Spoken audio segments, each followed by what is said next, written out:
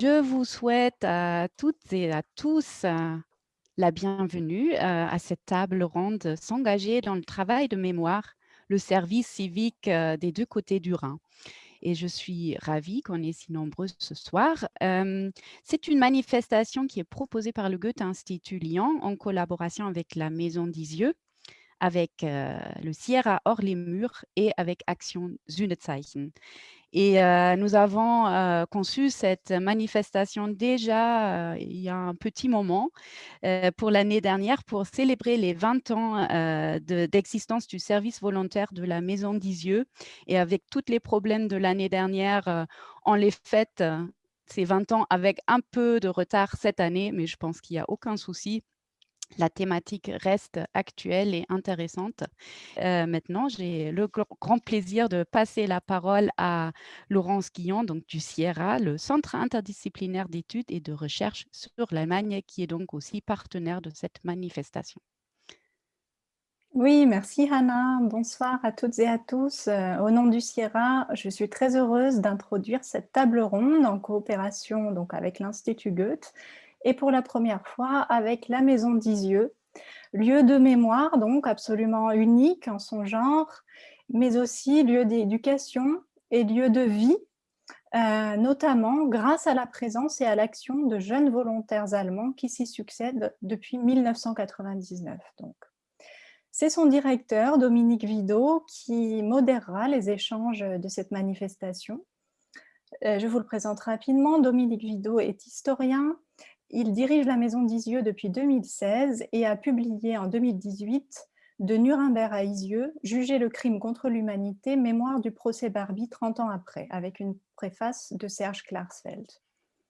À ses côtés, je suis ravie que nous ayons réussi à constituer ce superbe panel qui donnera la parole à la fois à des jeunes et anciens jeunes, volontaires allemands en France et volontaires français en Allemagne, en dialogue avec deux expertes dans leurs domaines respectifs, la recherche sur le volontariat et la mémoire dans une perspective franco-allemande. Alors ce soir, j'aimerais que nous arrivions à faire passer peut-être 3 messages, si ce n'est plus, dont nos intervenants vont certainement achever de vous convaincre. Premièrement, je dirais allez à Isieux dès que ce sera possible parce que c'est une visite qui ne laisse personne indifférent. Et même si vous connaissez déjà, ça vaut la peine d'y retourner car l'exposition a été remaniée récemment. En plus, vous y serez très bien accueillis. Deuxièmement, lisez Les Amnésiques de Géraldine Schwartz, un ouvrage tout en nuances et en finesse sur les passés difficiles et le travail de mémoire en Allemagne et en France, qui séduira à la fois les historiens parce qu'il est richement documenté et également un public plus large parce qu'il est écrit dans un style très accessible. Enfin, troisièmement, je ne sais pas si je peux oser l'impératif engagez-vous comme volontaire, n'ayant pas moi-même fait de service civique. Il faut dire qu'à mon époque, mais je crois que c'est encore maintenant le cas aussi, on considérait les études un peu comme une course contre la montre. Il fallait avoir son bac à 18 ans, la licence à 21 ans, le master à 23, et cetera, et cetera, et puis tout de suite trouver un emploi derrière. Or, ce que je voudrais justement, c'est inciter les jeunes qui nous écoutent peut-être ce soir à prendre leur temps, s'ils peuvent le faire, à se poser un peu, d'autant plus que maintenant il existe des dispositifs qui permettent un petit peu de ne pas interrompre complètement ses études. Par exemple, à la fac, il y a la possibilité de prendre une année de césure. Voilà, donc en tout cas, sachez que ce n'est pas du tout du temps perdu, au contraire, et je pense que Bénédicte Alba saura vous le démontrer ce soir. Je voudrais surtout vous inciter à poser toutes vos questions, puisqu'il y aura l'occasion par 3 fois au cours de cette soirée. C'est vraiment, il faut vraiment la saisir. Je voudrais enfin saluer la présence parmi nous ce soir d'un groupe de jeunes volontaires de l'association ASF, donc Hannah a cité tout à l'heure, Aktion Sühnezeichen Friedensdienste, en français Action signe de réconciliation, service pour la paix. Et puisque nous sommes à Lyon, du moins virtuellement, j'aimerais rappeler un épisode qui est peu connu et qui est loin d'être anodin. Il y a près de 60 ans, en 1962, une quinzaine de volontaires d'ASF sont venus à Villeurbanne, donc commune voisine de Lyon, pour participer à un chantier d'un genre totalement inédit. Il s'agissait d'y construire littéralement de leurs mains une synagogue en signe d'expiation, Sühnezeichen, pour des crimes qu'ils n'avaient pas commis eux-mêmes. 2 générations plus tard, vous êtes, je crois, leur digne successeur et je pense que si les pères fondateurs d'ASF vous voyaient et nous voyaient tous réunis ce soir, ils se diraient que leur travail a vraiment porté ses fruits. Je vous souhaite à tous donc une excellente soirée et je cède tout de suite la parole à Dominique Vidot. Voilà, je vais prendre un tout petit moment après cette introduction déjà très précise pour effectivement rappeler un petit peu les intervenants ce soir et puis vous faire part d'une remarque pour rebondir sur ce que vient de dire Laurence.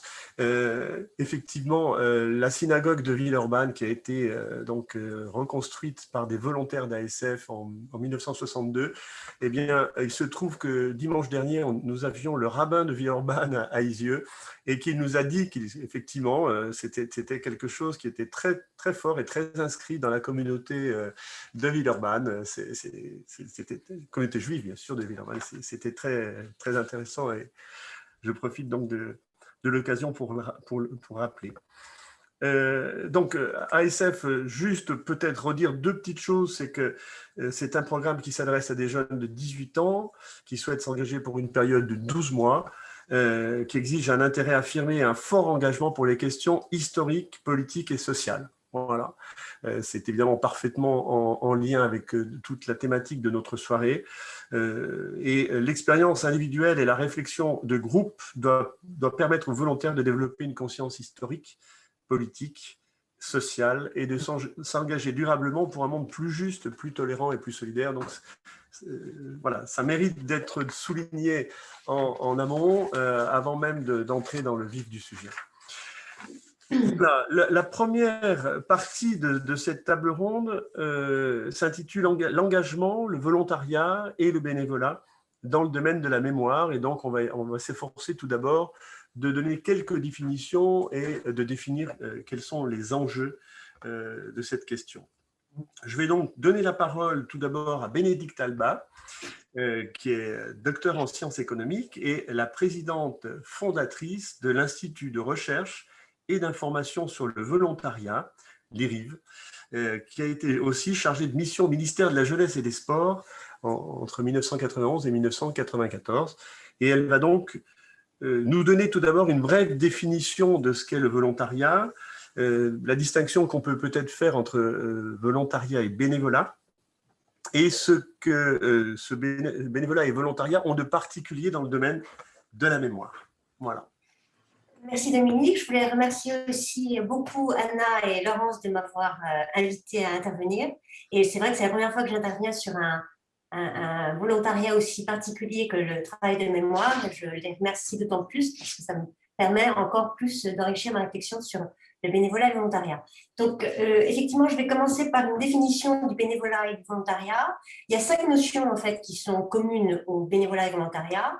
Donc, on est libre de s'engager, on n'est absolument pas forcé, c'est donc liberté. Le deuxième, c'est qu'on s'engage pour les autres, et un autre qui est différent de sa famille et de ses amis.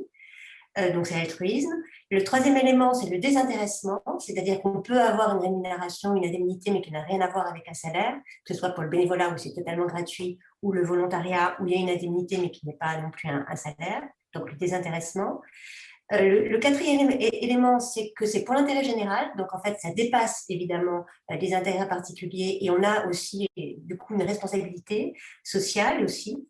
Et le cinquième élément, c'est que c'est en général au sein d'une structure à but non lucratif. Alors, on pense tout de suite évidemment à l'association, puisque le bénévolat a été recensé régulièrement au sein des associations et on a le nombre de bénévoles. Et les volontaires sont aussi au sein, en général, d'une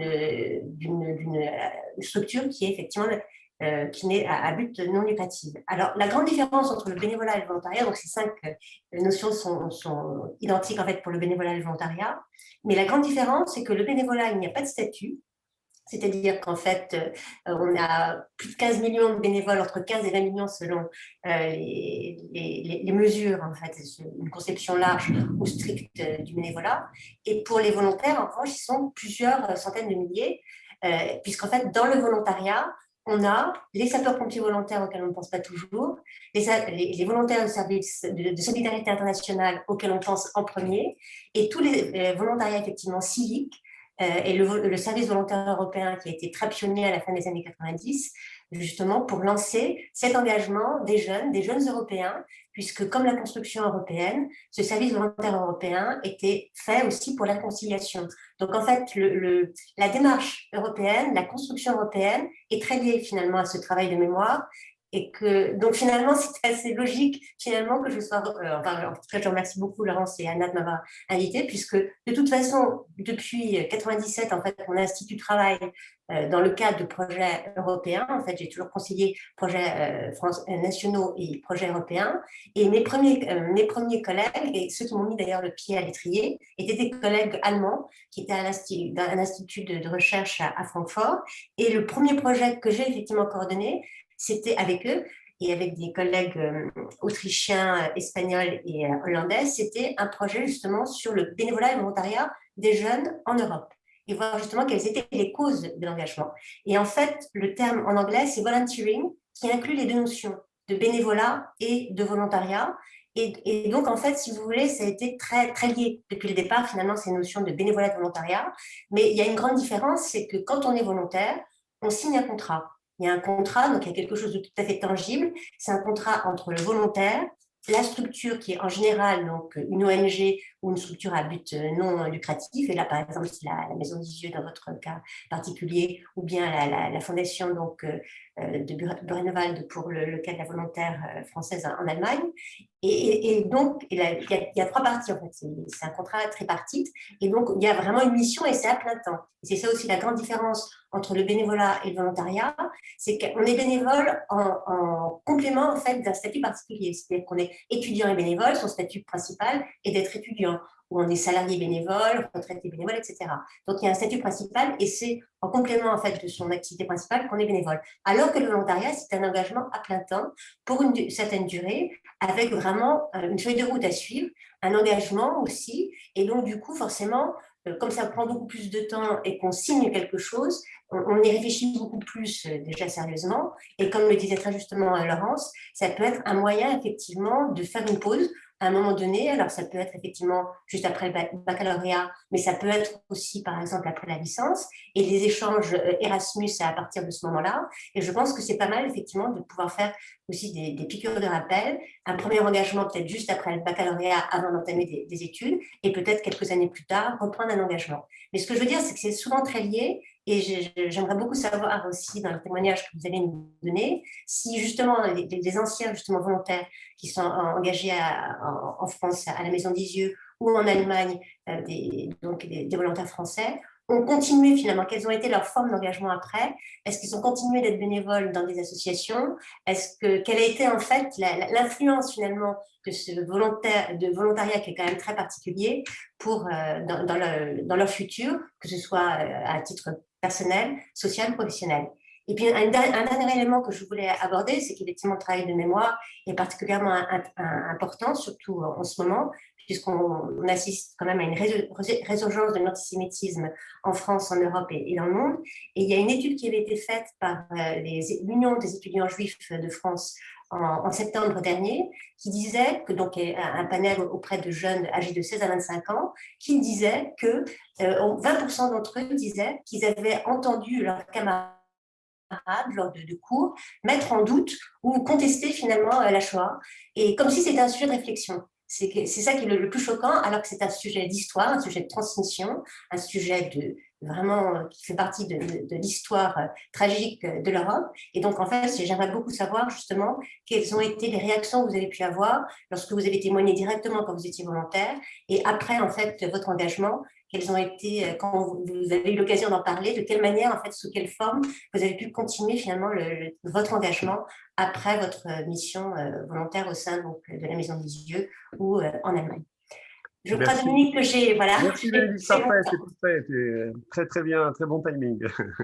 Et je pense qu'on apportera effectivement des réponses en cours de table ronde à vos questions. Alors, l'idée était maintenant de laisser la parole aux deux jeunes volontaires actuels, donc, qui sont Caspar, guide à la Maison des Yeux actuellement, et Constance Pille-Fauvet, qui, elle, a été volontaire à Buchenwald, effectivement, il y a déjà 2 ans maintenant. Donc, on va leur demander, en fait, en quoi consiste leur mission actuellement pour Caspar et en quoi elle a consisté pour Constance. Comment ils définiraient finalement la mission. On peut même leur demander voilà, quel a été leur degré de satisfaction. Est-ce qu'ils ont trouvé finalement la mission qu'ils attendaient lorsqu'ils se sont engagés dans un volontariat. Voilà. À vous la parole. On donne la parole à Constance peut-être, d'abord.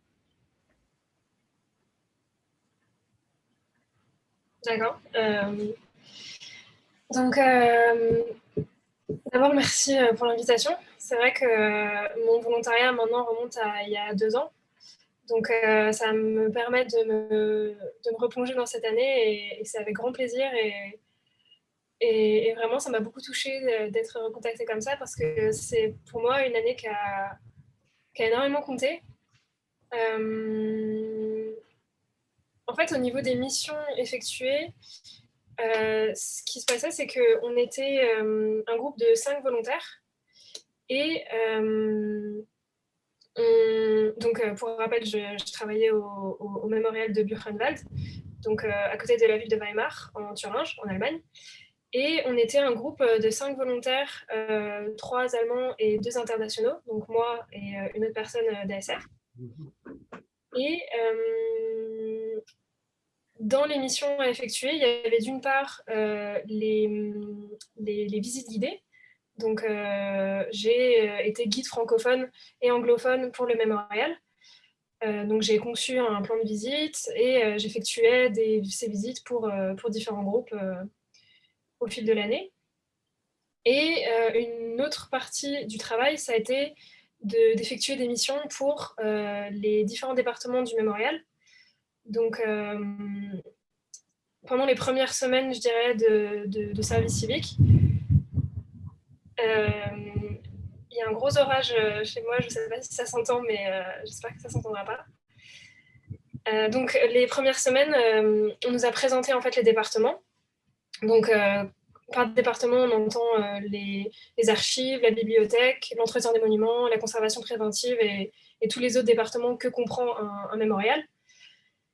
Et une fois tous ces départements présentés, c'était aux volontaires de choisir en fait dans quel département effectuer des missions et ensuite d'organiser leur emploi du temps en fonction.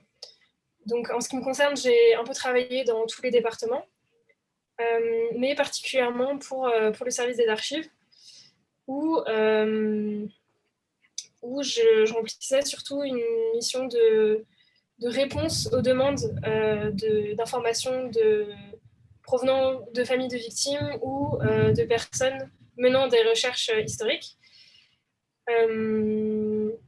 Donc, ce type de demande, le mémorial en reçoit quotidiennement, dont beaucoup en français. Donc, je répondais en fait aux demandes francophones de ce type. Et comment ça se passait dans les faits? En fait, les personnes donnaient un nom d'une personne, d'un ancien prisonnier. Et c'était à moi ensuite d'aller chercher les documents d'archives originaux de l'époque du camp de concentration et de retracer le parcours de cette personne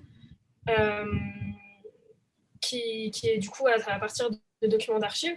Et une fois ces informations récoltées, de formuler cela et d'expliciter les informations aux personnes demandant des informations sur les anciens prisonniers.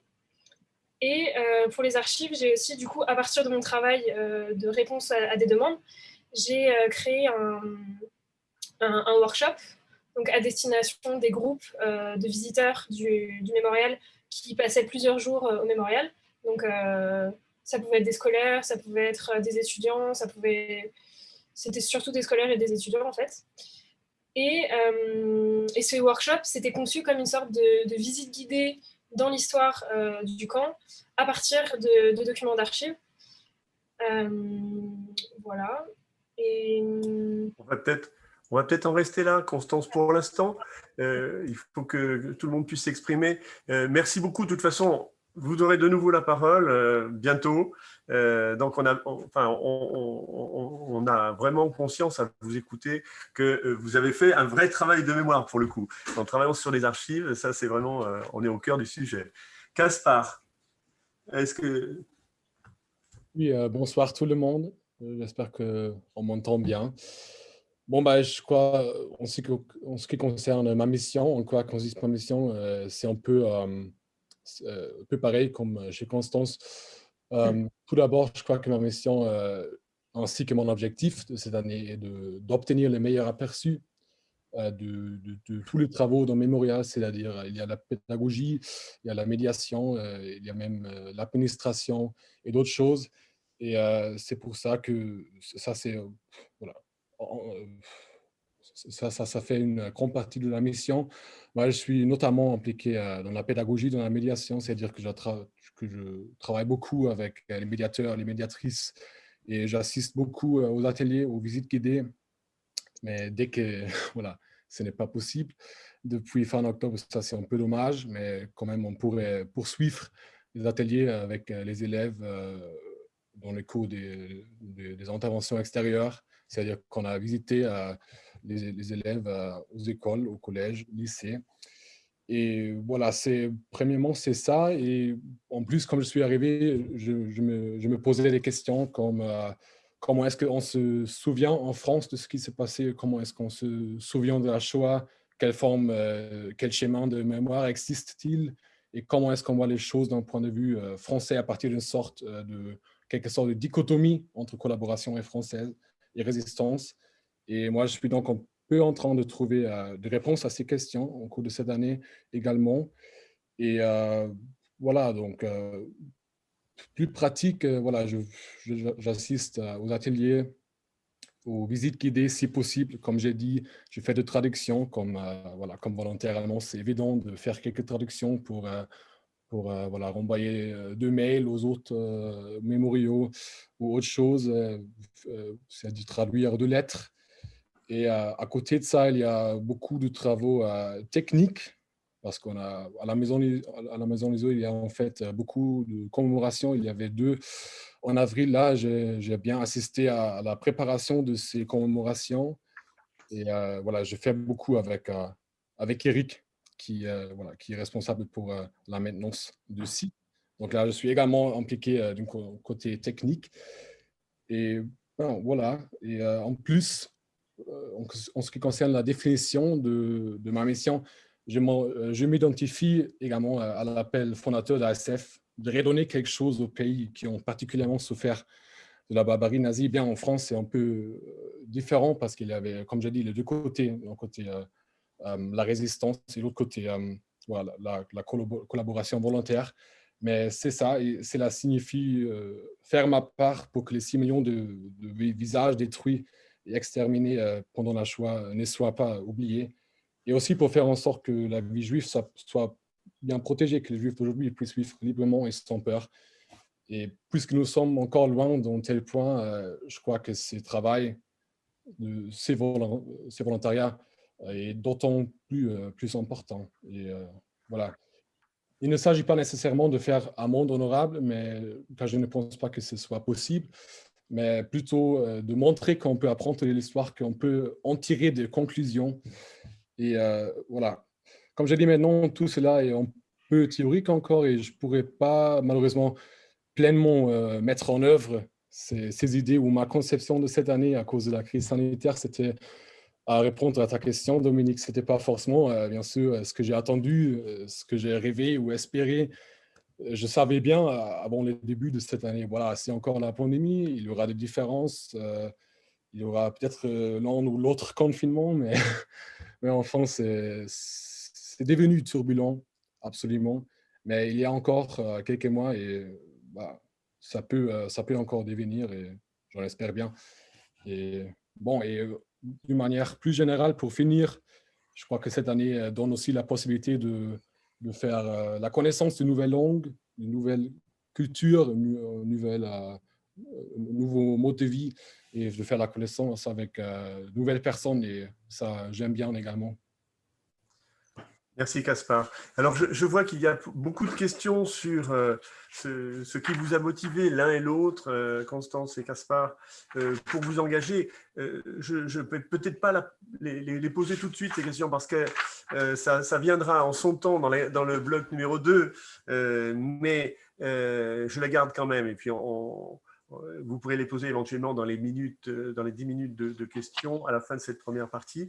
Je vais maintenant laisser la parole à Géraldine Schwartz, que Laurence a présenté rapidement tout à l'heure. Je rappelle que Géraldine est un journaliste, mais aussi essayiste, et qu'elle a écrit un très très bel ouvrage en 2018 qui s'intitule « Les amnésiques » chez Flammarion, dans laquelle elle a une vraie réflexion personnelle, d'une part, et historique, sur le devoir de mémoire que se sont imposés 3 générations d'Allemands et le droit aussi à l'oubli pratiqué en France pendant longtemps, au moins jusqu'aux années 80-90, et même si les temps ont beaucoup changé depuis les années 90, et le travail de mémoire s'est imposé aussi en France de façon assez importante maintenant. Mais ce qui est vraiment intéressant, c'est ce regard à la fois historique et très personnel. Et c'est vrai qu'on attend avec impatience de savoir ce que vous venez de nous dire, Géraldine, sur la nécessité de faire encore aujourd'hui ce travail de mémoire et même, si possible, de croiser des approches françaises et allemandes. Merci Dominique. Bonjour à tous. Je suis déjà très inspirée par les 2 témoignages de Gaspard et Constance. Voilà, ça réchauffe le cœur d'entendre de telles paroles. Et c'est émouvant, voilà, parce que finalement, les jeunes sont aujourd'hui quand même moins concernés par cette mémoire, mais je vais y revenir. Alors d'abord, sur le travail de mémoire tel qu'on l'entend aujourd'hui. Le travail de mémoire tel qu'on l'entend aujourd'hui, c'est un phénomène assez récent, finalement, puisque jusqu'à la Seconde Guerre mondiale, commémorer le passé servait ou bien à glorifier une nation ou un empire, ou bien à alimenter le revanchisme, ou à rendre hommage à des héros. Et c'est seulement après 1945, après le traumatisme des guerres, du fanatisme idéologique et bien sûr de l'Holocauste, qu'une nouvelle ambition est née en Europe, celle de tirer des leçons de l'histoire. Ce n'était pas quelque chose d'évident auparavant. Et donc, l'identité européenne s'est vraiment construite, enfin l'identité contemporaine, sur cette idée d'une mémoire qui permettrait d'asseoir des valeurs, des normes, des concepts de liberté et de tolérance. Et donc aujourd'hui, 75 ans après la fin de la guerre et après cette promesse faite par l'Europe, eh bien, la montée des populismes et de l'extrême droite en Europe nous interroge. On peut se poser la question de savoir, sommes-nous en train d'oublier ou bien sommes-nous capables d'apprendre du passé ? C'est une question qu'on peut se poser aujourd'hui. Et c'est un peu en réaction à ça, à cette situation, que j'ai voulu écrire un livre, Les Amnésiques, où, au fil de mon histoire familiale franco-allemande, je retrace le long travail de mémoire effectué en France, mais surtout en Allemagne, après la guerre. Et sur la base de la transformation assez miraculeuse de la société allemande entre 1945 et aujourd'hui, j'ai voulu montrer qu'il était non seulement possible, mais nécessaire d'apprendre de l'histoire. Mais pour cela, il ne suffit pas de ressasser le passé. Il ne suffit pas d'obéir à un réflexe moral. Je pense que la montée des populismes aujourd'hui nous montre qu'il faut aujourd'hui penser le travail de mémoire différemment.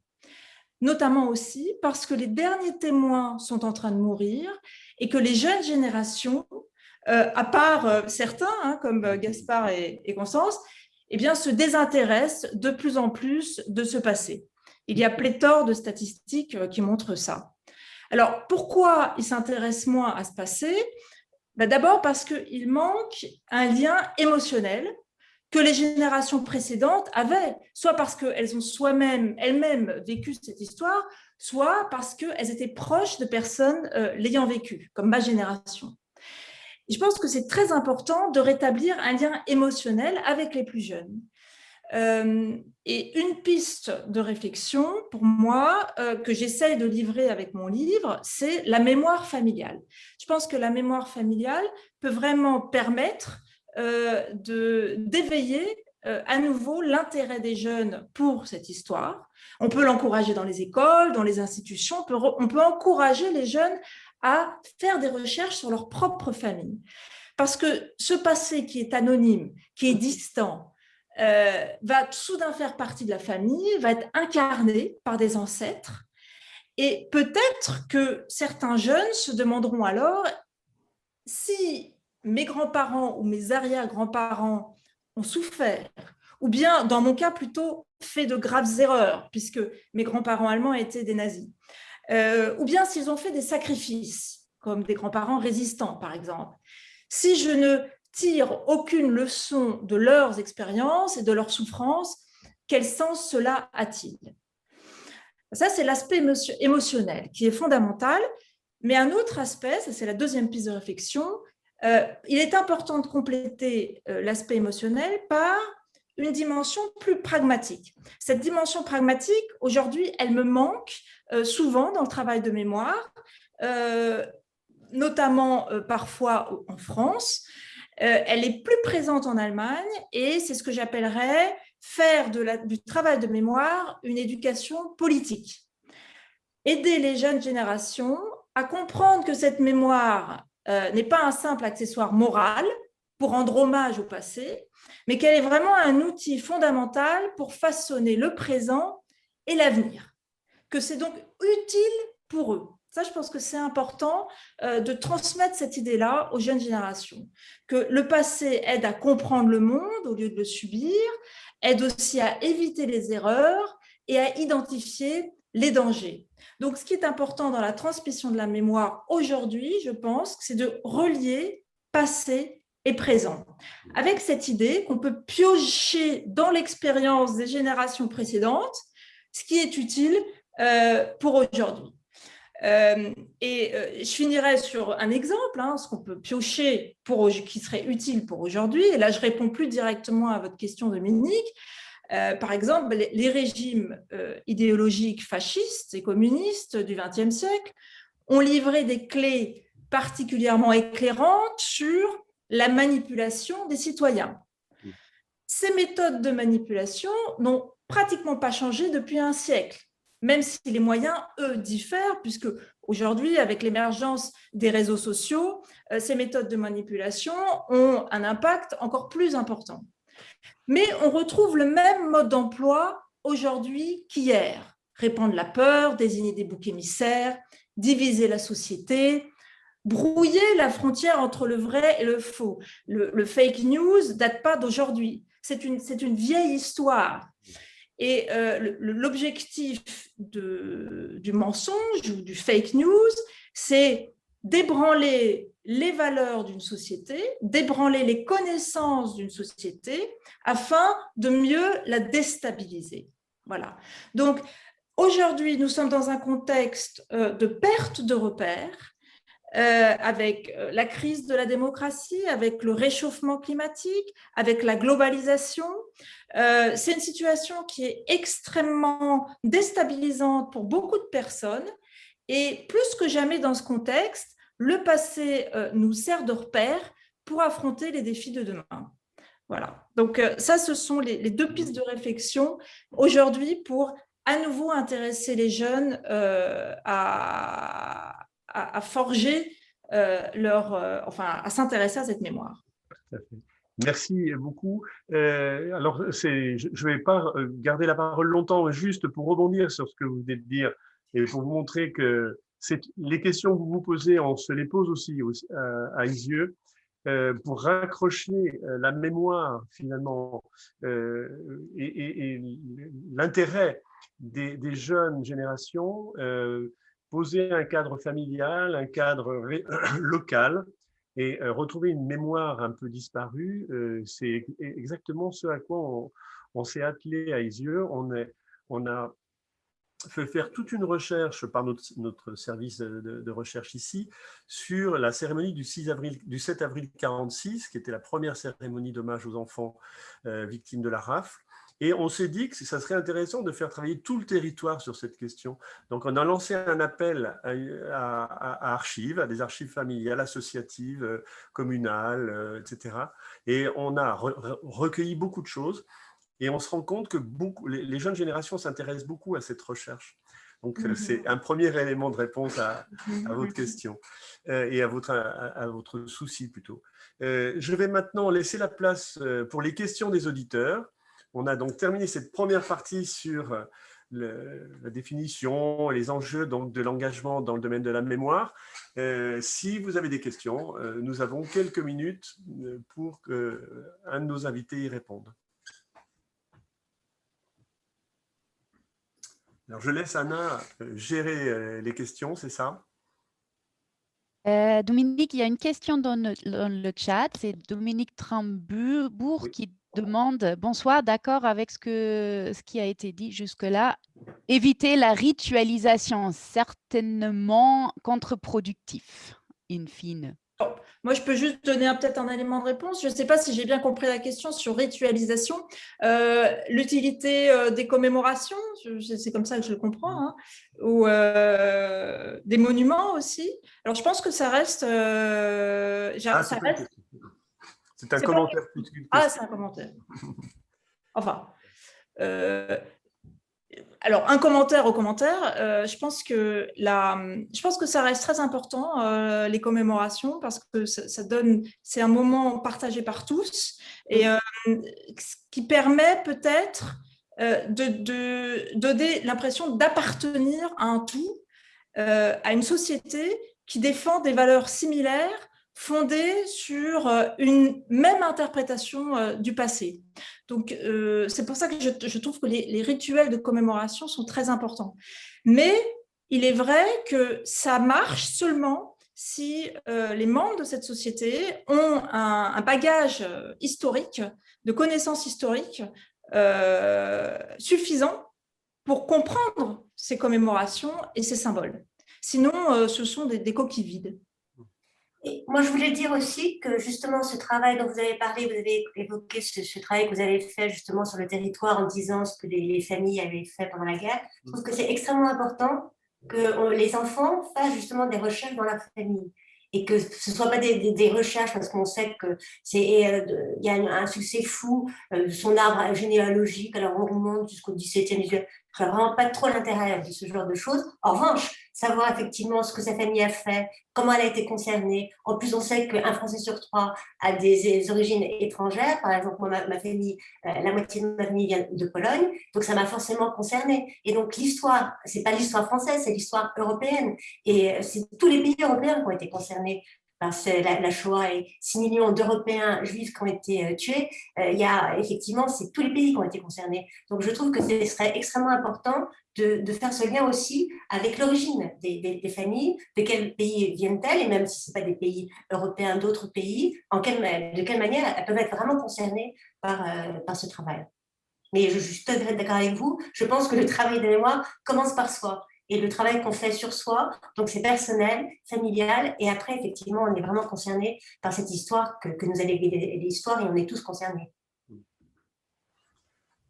Très bien. Est-ce qu'il y a des questions? Oui, bonsoir. Je suis donc en master études interculturelles franco-allemandes. Je suis actuellement à Regensburg, en Bavière. Et je m'intéresse énormément à la mémoire collective et j'aimerais en faire mon mémoire de master et j'aimerais savoir donc si on…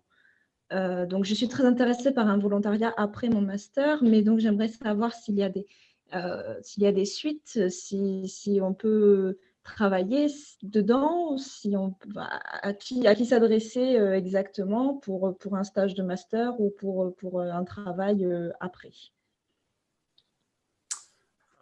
Alors, là, il va y avoir peut-être une réponse incomplète que je vais pouvoir tenter. C'est en général, quand vous vous lancez dans un volontariat, vous il est difficile de mener de front des études. Par exemple, si vous visez un Master 2, je ne sais pas, vous pourrez utiliser l'expérience que vous aurez emmagasinée durant une année de volontariat, mais vous ne pourrez peut-être pas la valider, peut-être que… Non, je voudrais faire le volontariat après, à la fin. Après, d'accord. Alors, à ce moment-là, aucun problème. Dans le master, j'ai 6 mois de stage. À ce moment-là, vous pouvez très bien, effectivement, faire une demande dans un lieu de mémoire, français ou allemand, et voir avec votre université comment vous pouvez valider ce stage. Tout à fait. Je pense que ça ne posera aucun problème. Nous, ce qu'on fait, nous, à Maison d'Isieux, avec les volontaires allemands, en général, ce sont des gens qui viennent avant de s'engager dans leurs études. Mais comme le disait tout à l'heure, comme le rappelait tout à l'heure Bénédicte Alba, il y a aussi la possibilité en France où on est plus frileux pour laisser les jeunes partir tout de suite après le bac. On peut effectivement faire des césures et prendre 6 mois, prendre 1 an pour faire un volontariat ou en tout cas un échange, exactement. Surtout dans le cadre franco-allemand, c'est assez facile. L'OFAGE, l'Office franco-allemand de la jeunesse, par exemple, offre beaucoup de possibilités à ce niveau-là. Et il faut vraiment poursuivre sur votre idée, parce que c'est une idée qui voilà. Constance pourrait peut-être y répondre d'ailleurs, elle aussi, en partie. Et le master que vous faites, il est linguistique, franco-allemand? C'est interculturel, donc c'est très complet, et je suis spécialisée, donc vous savez, le Schwerpunkt du master, c'est pour moi sciences politiques et histoire, justement. Oui, alors là, je pense qu'effectivement, pour un travail sur la mémoire et un engagement d'un mémorial, oui, ce serait vraiment très intéressant. Et en plus, ce que disait Caspar tout à l'heure, c'est ce travail de médiation que vous faites à la Maison d'Isieux. Et là, vraiment, la médiation va de soi dans l'approche interculturelle que vous avez. Oui. Médiation, recherche aussi, un petit peu comme ce qu'a fait Constance à Buchenwald. Oui, tout à fait. Le profil des volontaires ASF, en tout cas depuis que je suis directeur, et je crois qu'avant c'était pareil, Yann me contredira sinon, c'est vraiment ça. Sciences humaines, histoire, sciences po, sciences politiques, droit aussi, on a pas mal de juristes qui viennent. Alors, on a quelqu'un nous dit qu'en volontariat, il y a le CES, Corps européen de solidarité, qui est l'ancien service volontaire européen. Qui peut aussi être un cadre qui vous permette de faire ce que vous souhaitez. Très bien, merci beaucoup. C'est parfait. Et Christelle Trouvé souhaitait intervenir. Oui, juste rapidement pour dire qu'effectivement, en tout cas dans le cursus universitaire allemand, le stage fait partie intégrante du cursus. C'est-à-dire qu'en fait, on est même obligé en tant qu'étudiant de faire un stage à un moment ou à un autre qui va être de toute façon validé. Et comme disait Dominique Vidot, tout à fait, vous pouvez prendre contact avec des mémoriaux proposés. Après, il y a des contrats aussi de stage entre les universités et les mémoriaux. Donc ça, et ce qui serait vraiment très intéressant, c'est que votre stage soit à moitié en France et à moitié en Allemagne, donc vous pourriez faire ce travail directement de comparaison entre les approches qui sont faites, qui sont proposées en France et en Allemagne. En tout cas, je remercie la personne qui a parlé du Corps européen de solidarité que je ne connaissais pas. Donc, on apprend vraiment tous les jours sur un domaine où on est expert. Si vous le voulez bien, on n'est pas trop en retard encore, donc on va essayer de suivre le conducteur pour essayer de mener à bien cette table ronde. La seconde partie s'intitule « Quels apports pour un parcours et une vie ?» Donc ça va aussi répondre en partie aux interrogations de Cassandra. Quels messages délivrer aussi pour une société démocratique à partir d'un engagement? Alors, je vais laisser la parole à Yann Falbouche, qui a été le premier volontaire pour ASF à la Maison d'Isieux en 1999. C'est une époque, je crois, où le stage durait d'ailleurs 1 an et demi et non pas 1 an. Donc, c'était encore plus long. Et Yann a tellement, fait racine à Isieux, qu'il est resté lié à la maison et il est aujourd'hui à son conseil d'administration, un membre très actif du conseil d'administration de la maison et qui nous tire toujours justement vers le franco-allemand, vers l'européen, vers ces liens nécessaires entre les mémoriaux français et allemands, que ce soit la maison de la conférence de Wannsee, Buchenwald, Ravensbrück, etc. Donc, je vais laisser la place à Yann et à partir de ton témoignage, Yann, comment est-ce que tu as valorisé l'expérience que tu as faite à Isieux il y a donc maintenant 22 ans et en quoi elle a pu façonner ton devenir professionnel, humain, etc. Bon, merci Dominique, bonsoir à tous. En effet, voilà, par rapport à la deuxième question, peut-être que je donnerai une réponse plus tard, parce que je trouve ça très important de situer ce volontariat. J'ai commencé presque 22 ans avant et qui s'est terminé voilà, en avril 2001 à Isieux, dans son contexte. Et peut-être ça nous donne aussi une réponse par rapport voilà, le parti introductif qu'on vient de suivre. Parce que ce volontariat était peut-être à la fin d'une période qui a marqué l'Allemagne dans son combat par rapport voilà, sur mettre en face du passé du national-socialisme et ses crimes. Et surtout, voilà, pour ma génération, j'étais peut-être parmi les derniers, c'est un volontariat autant objecteur de conscience. Et ça, d'abord, voilà, il faut le dire, commencer avec toute une lettre de Office du recrutement pour l'armée, voilà, qui a demandé de se rendre pour une examination médicale, pour voilà, d'être jugé capable de devenir militaire. Et au lieu de faire toute cette démarche, je posais quand même toute une lettre de, je pense, 5 pages en expliquant pourquoi je refuse et je prends droit constitutionnel que je l'ai de refuser ce service militaire et de faire un service civil comme c'était à l'époque. Et on pourrait faire un service civil également à l'étranger. Voilà. Comme ça, suite à tout un engagement que j'ai mené avant, voilà, j'ai décidé de faire un service civil autant volontaire avec action de signe de réconciliation, notamment dans le domaine de la mémoire. Je volontaire pour la France. Je ne parlais pas le français à l'époque, évidemment. Je me retrouvais en France et tout au début, pas du tout en région Rhône-Alpes, mais en Normandie, dans un projet voilà, avec des paysans. On récoltait des pommes et voilà, d'autres choses. Et c'était dans un contexte également historique et de mémoire, parce que voilà, c'était un territoire qui était bien marqué par voilà, toute l'opération en Normandie. Mais après, voilà, j'ai eu la chance de venir à Isieux. Comme la directrice à l'époque a invité l'association ASF de nommer une volontaire pour un service à Isieux. Et je suis arrivé, je pense en mars 2000, à Isieux.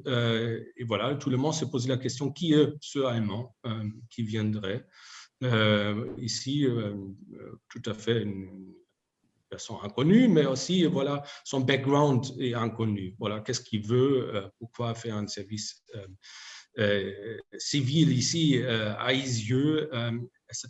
Et c'était d'abord tout un travail humain.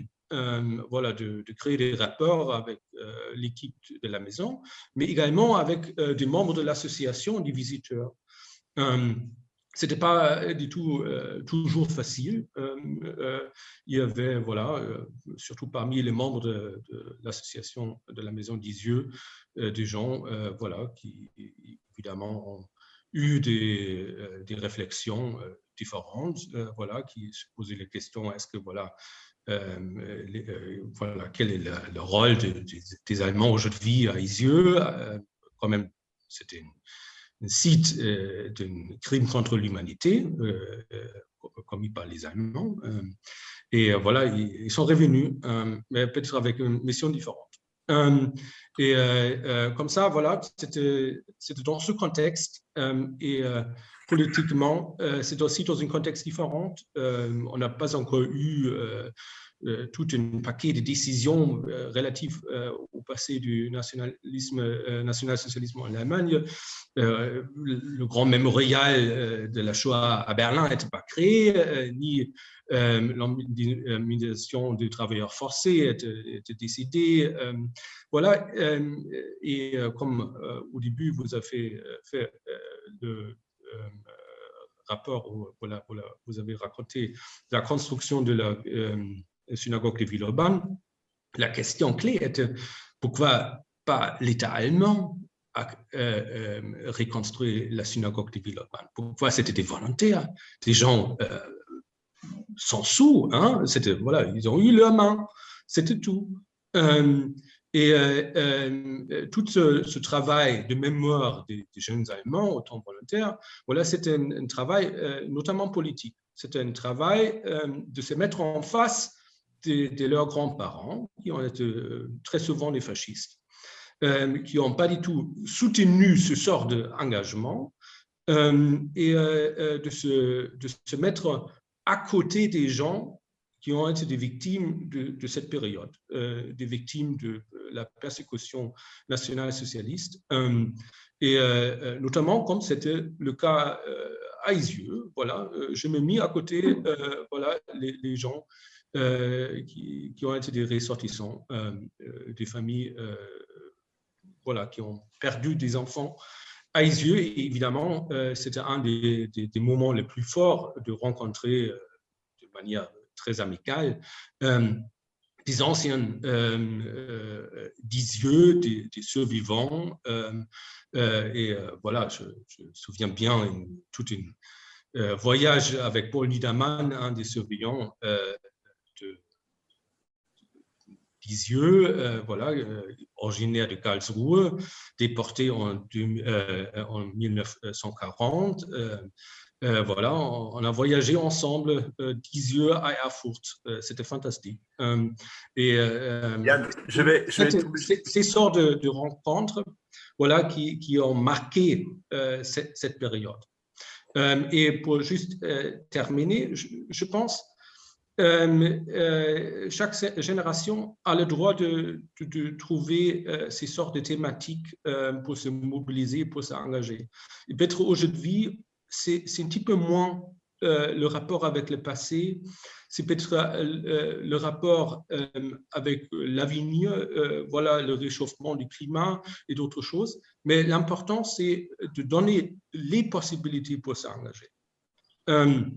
Bon, il y a d'autres questions. Hein. En Allemagne, actuellement, ça brûle également la question de mémoire du colonialisme. Il y a ces sortes de questions.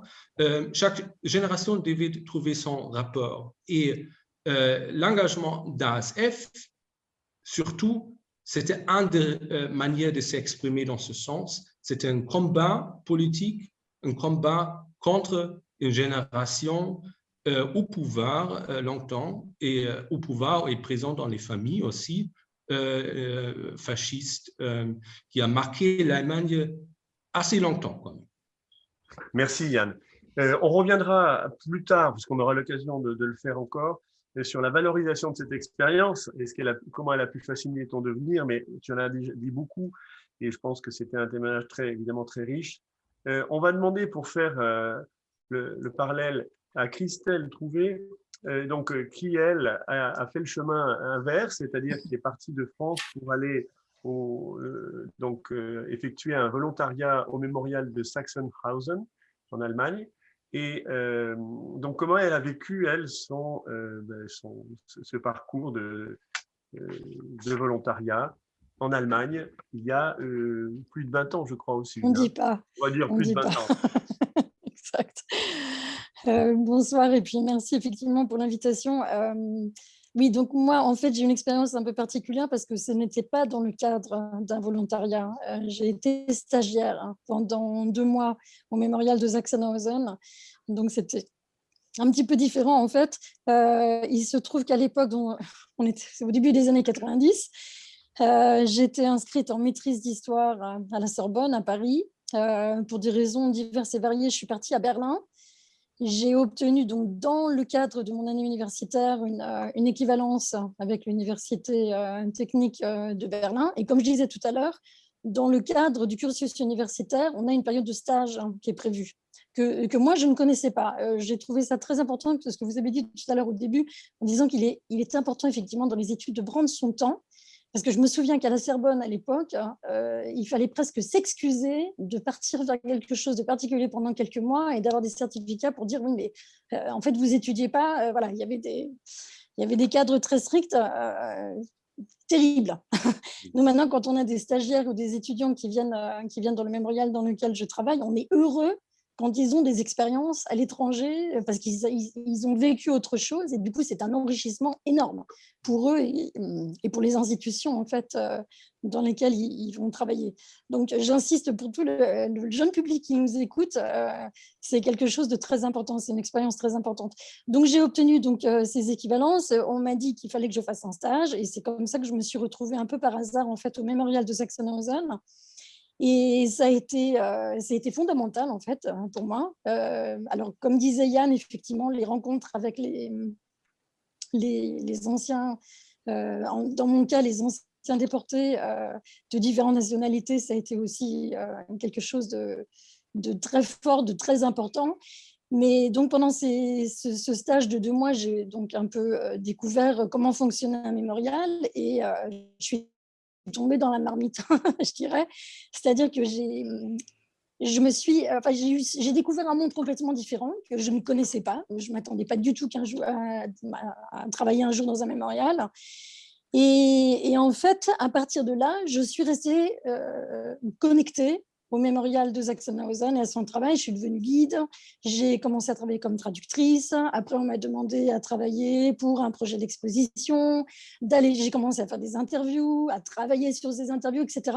Et c'est comme ça que, 25 ans après, je me retrouve directrice scientifique d'un mémorial en Allemagne. Donc, c'était absolument pas prévu, mais c'était un ensemble de rencontres, de découvertes, de missions qui ont fait que je suis partie dans cette voie et que j'y suis toujours. Il y a une chose que je voudrais dire encore qui à l'époque m'a beaucoup interpellée en tant expérience d'une Française en Allemagne. Donc on parle au début des années 90, comme disait Yann, il y a encore plusieurs mémoriaux qui n'existaient pas encore à l'époque. Sachsenhausen, c'est au nord de Berlin, c'était l'ancienne RDA, on était en pleine période de restructuration, surtout dans les anciens mémoriaux comme Buchenwald, Sachsenhausen, Ravensbrück, etc. Et donc, il y avait pas mal de conflits, pas mal d'évolutions au niveau politique qui étaient absolument passionnantes à suivre. Mais une des questions qu'on m'a posées à l'époque, en tant que Française, quand j'ai commencé à faire des visites guidées, c'était surtout venant d'Allemands un peu plus âgés qui me disaient « Mais qu'est-ce que vous venez, vous, Françaises, nous raconter à nous de ce qui s'est passé en Allemagne? Vous ne trouvez pas que vous avez suffisamment de boulot à faire en France avec Vichy ?» Bon, c'est quelque chose qui entre-temps a disparu, parce qu'il y a aussi le phénomène générationnel, mais c'est une expérience qui a été... Oui, parce que je me suis demandé à l'époque, oui, effectivement, qu'est-ce que je fais en tant que Française ici, pour finalement me dire, mais la nationalité ne compte pas, enfin, c'est pas ça qui est important. Ce qui est important, c'est l'approche, c'est la démarche, c'est le questionnement. Et je finirai juste là-dessus, comme vous disiez tout à l'heure, Géraldine Schwartz, que les jeunes ne s'intéressent pas. Nous, l'expérience qu'on fait, c'est qu'en fait, il y a un grand intérêt, mais que les jeunes demandent à ce qu'on leur laisse la possibilité de poser leurs questions. Et que surtout, on n'arrive pas avec on dit le Moralkeule en allemand, hein, c'est une espèce d'énorme bâton avec le doigt levé en disant il faut que tu viennes, il faut que tu aies un comportement adapté au lieu, etc. Et quand on leur ouvre l'espace et quand on a des séminaires dans lesquels on leur dit voilà, maintenant c'est vous qui avez la parole et dites-nous les questions que vous vous posez, ce qui vous intéresse, etc. Je schématise, hein.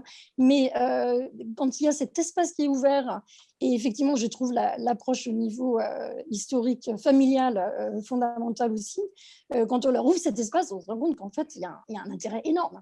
Mais il y a une peur souvent de dire bon, ben, on exige tellement de nous, en fait, il faut qu'on pleure, il faut qu'on se sente coupable, il faut que ceci, il faut que c'est ça. Non, une fois que ça a été débarrassé, on a un travail complètement différent. En t'écoutant, Christelle, je me disais que tu avais répondu à une question qui était apparue tout à l'heure sur le fil des questions, qui était quels sont les débouchés professionnels si on se lance dans cette démarche de volontariat. Je crois que tu as répondu très bien. Voilà, parti pour quelques mois à Sachsenhausen et puis finalement resté pendant 30 ans. C'est une bonne réponse. Les débouchés professionnels, bien sûr, directement, il n'y en a pas vraiment. Ou disons qu'ils peuvent conforter comment dire, une intuition en ce qui concerne sa carrière professionnelle. Mais voilà, on peut pas garantir, une fois qu'on fait un stage dans un lieu de mémoire, qu'on va être ensuite un bon médiateur, etc. Il faudra bien enclencher derrière des vraies études aussi. Mais ça peut aussi vraiment armer, je dirais, intellectuellement et plus que ça encore, des jeunes pour s'accomplir ensuite. Alors, je ne vais pas tout à fait suivre le conducteur que j'avais. Je vais donner la parole, il me semble maintenant, parce que les questions ont amené vers ça, plutôt à Bénédicte Alba, en ce qui concerne effectivement les qualités qu'on développe et comment on les valorise avec dans une période de volontariat, surtout en temps de crise, et avec la spécificité peut-être de s'interroger sur ce qui pourrait être utile, y compris dans des milieux qui ne sont pas d'ordinaire tournés vers un volontariat international, par exemple, c'est-à-dire des milieux socio-économiquement peu favorisés. Comment est-ce qu'en France, on essaye de répondre aussi à ce besoin d'équité aussi sur ce plan-là? Comment faire pour que des jeunes qui ne sont pas dans des situations favorisées socio-économiquement parlant puissent aussi bénéficier de ce genre d'expérience finalement?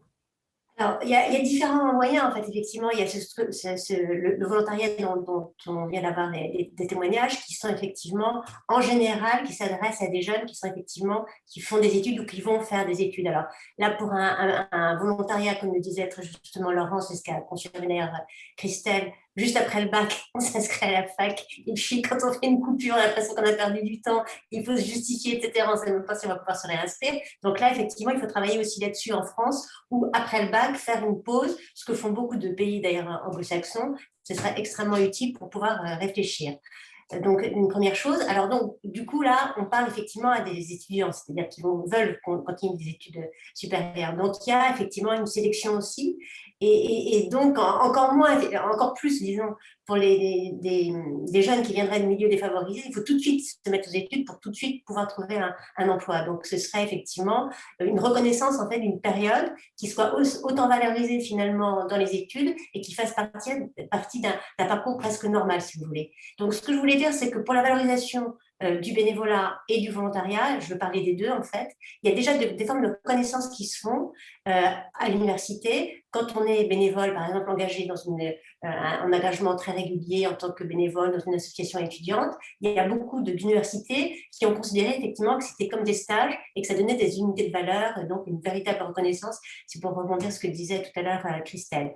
Quand c'est un engagement pendant 1 an, par exemple, on pourrait parfaitement concevoir qu'un engagement, par exemple, dans un mémorial, ce ne soit pas uniquement, par exemple, pour des débouchés en sciences humaines et sociales. Parce que finalement, les compétences qu'on va développer quand on va s'engager dans un milieu, dans un travail de mémoire aussi particulier, c'est des compétences transversales finalement qu'on va développer. À la fois une connaissance sur soi, une connaissance sur les autres, une connaissance sur l'histoire, la manière effectivement d'évoquer un problème qui est extrêmement sensible, aussi la diversité des publics auxquels on va s'adresser, parce qu'on va s'adresser effectivement à des jeunes des écoles qui viennent, à qui on va proposer quelque chose, on va s'adresser aux enseignants pour leur expliquer justement comment expliquer à leurs élèves ce travail de mémoire, la Shoah, l'histoire commune qu'on a en Europe. Donc tout ça, toutes choses en plus dont ont besoin les enseignants, et on le voit encore plus, parce que le sondage dont je vous ai parlé tout à l'heure, les enseignants disent qu'ils se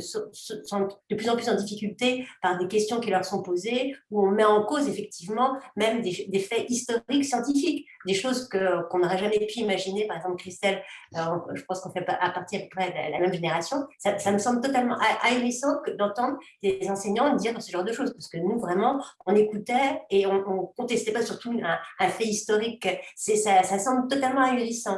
Et donc, du coup, je pense que ce serait extrêmement utile, donc, ce travail donc, de médiation, d'explication, d'aborder effectivement la diversité aussi, la manière dont on évoque la mémoire et dont on est ouvert aussi aux autres. C'est vraiment, on passe de l'altruisme, qui est ce dont je parlais pour le bénévolat, à l'altérité. Et c'est une dimension qui est tout à fait reconnue dans les compétences européennes, les compétences clés. Vous savez, il y a les compétences basiques, parler sa langue, parler une langue étrangère, les mathématiques, l'informatique, ça c'est basique. Et puis on a tout ce qu'on appelle les compétences plus complexes, transversales, qui est apprendre à apprendre, qui est l'esprit d'entreprise et d'entrepreneuriat, l'esprit justement d'engagement, la citoyenneté, et cette fameuse compétence interculturelle.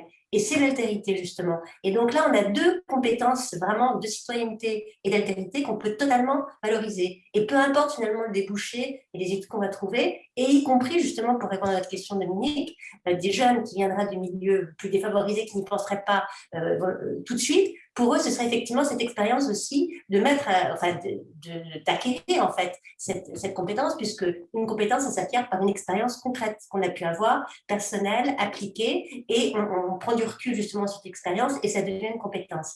Et donc, moi, j'avais travaillé justement, je vous ai parlé tout à l'heure du bénévolat des jeunes qui était le premier projet que j'ai coordonné, et j'ai un autre projet que j'ai coordonné dans 7 pays européens, qui était un portfolio pour valoriser les acquis d'une expérience bénévole. Et quand je parle d'expérience bénévole, c'est expérience volontaire. C'est-à-dire que toutes ces compétences transversales que n'importe quel bénévole ou volontaire acquiert grâce à une expérience bénévole.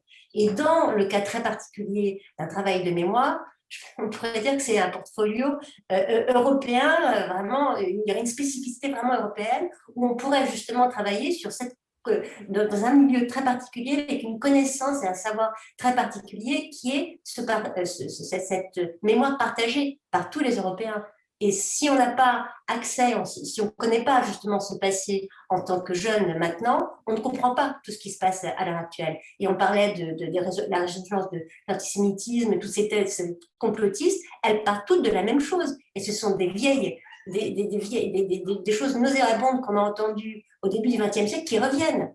Les jeunes ont l'impression que c'est nouveau, ça n'a absolument rien de nouveau. Tout est vraiment du réchauffé. C'est vraiment, rien n'est nouveau. C'était la propagande, c'était... Bon, voilà, donc ce que je voulais dire, c'est que c'est un éternel recommencement. Tout ce qui est en train de circuler à l'heure actuelle, on l'a déjà vu, on l'a déjà entendu. Les plus anciens, ça leur évoque vraiment des très, très mauvais souvenirs. Il faut quand même que les jeunes comprennent ce qui est en jeu. Et ils le comprendront justement en étant engagés sur le terrain. Et on comprend jamais mieux les choses en appliquant concrètement sur le terrain. Donc du coup, ça, je pense que à la fois cette expérience de volontariat devrait totalement être intégrée, ou bien juste après le baccalauréat ou après la licence, par exemple. Mais juste après le baccalauréat, ça me semble que ce serait vraiment extrêmement utile, comme vous le disiez, Dominique, en particulier pour les jeunes qui pensent que ce n'est pas pour eux, parce que c'est comme une sorte de luxe, on va passer du temps, 1 an, et on ne prépare pas son avenir, parce qu'on n'est pas directement dans un contexte, disons, d'études encadrées. Et c'est un contexte d'études aussi, c'est ce qu'on appelle les apprentissages non formels et informels. Merci Bénédicte pour toutes ces précisions et ces éclaircissements. Que Géraldine ne se préoccupe pas, je lui laisserai bien la parole comme prévu. Mais il me semble que la façon dont la discussion s'est engagée conduit plutôt à une intervention tout de suite de Caspar et de nouveau et Constance, mais brièvement. Est-ce que Constance et Caspar, vous pouvez nous dire pourquoi on s'engage aujourd'hui quand on est un jeune de votre âge et quel est peut-être l'impact de cet engagement sur le choix des études? Alors, ça serait différent dans vos deux cas, puisque Caspar, toi, tu es venu juste après l'abitur, enfin le baccalauréat. Constance, elle est partie en volontariat lorsqu'elle était déjà engagée dans des études. Donc, mais finalement, pourquoi cet engagement, Constance?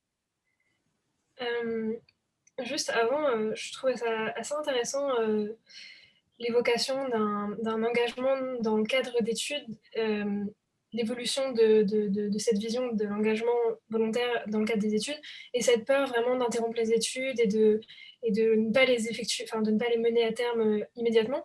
Parce qu'aujourd'hui, j'ai l'impression que c'est fondamentalement l'inverse qui se passe. Et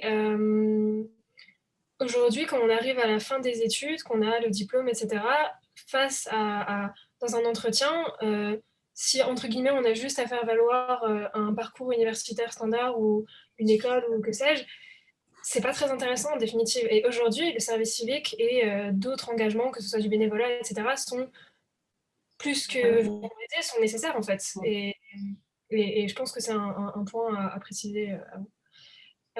Après, en ce qui me concerne, du coup, effectivement, j'avais déjà bien entamé mes études quand j'ai commencé mon volontariat. J'avais venais de finir ma première année de master et du coup, avant de faire ma deuxième année de master.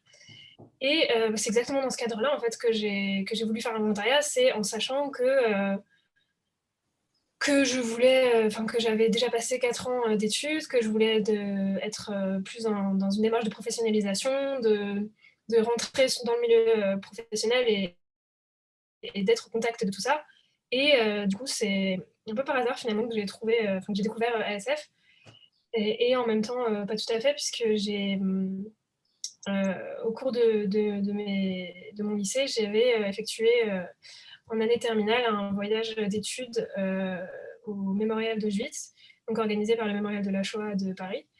Et en fait, quand j'ai découvert ASF, quand j'ai découvert ces services civiques en Allemagne dans des mémoriaux, ça m'a tout de suite rappelé cet événement de mon parcours. Et j'ai voulu renouer avec ça. Et c'est ça en fait qui a fait que je me suis retrouvée en Allemagne, alors que mes études m'y destinaient finalement pas du tout. Et voilà. Très bien, merci. Caspar?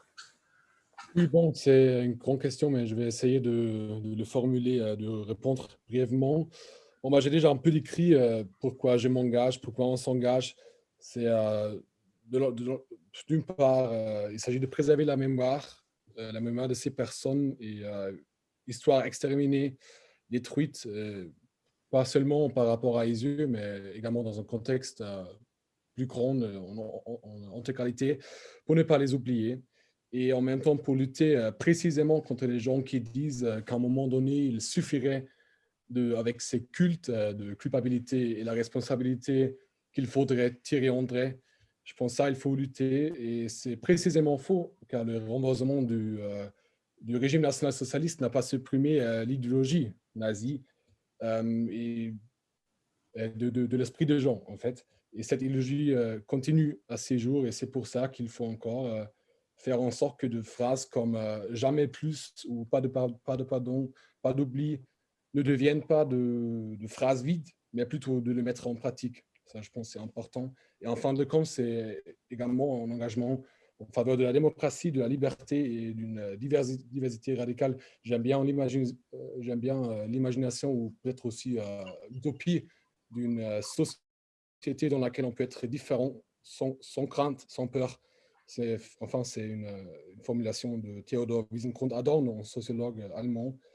Et voilà, par rapport aux études, et la question si ce service a influencé mon choix des études. Bon, je ne suis pas encore inscrit, mais je vais bien sûr entamer des études après ce service civique à Isieux. je vais passer en test à Vienne, en Autriche, pour la sociologie, en fait. Il faut passer ces enterrons, en fait, pour être inscrit. Et parallèlement, je voudrais bien faire des études de l'histoire de l'art. Et peut-être qu'il y a un lien entre le travail à Isieux et la sociologie, peut-être pas si évident, mais en même temps, la sociologie se prend comme objectif de regarder la société dans son ensemble. Et c'est pour ça qu'on regarde également les structures, les mécanismes qui ont conduit à telle idéologie comme le national-socialisme, le fascisme.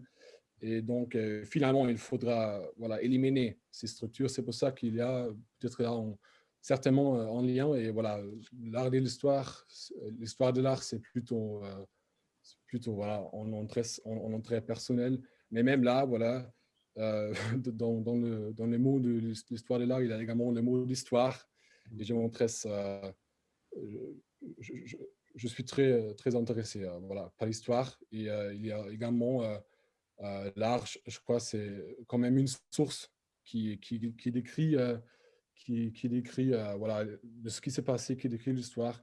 Donc, peut-être on peut ça influencer ces choix des études, mais je ne vais pas faire voilà, les études de l'histoire ou du droit.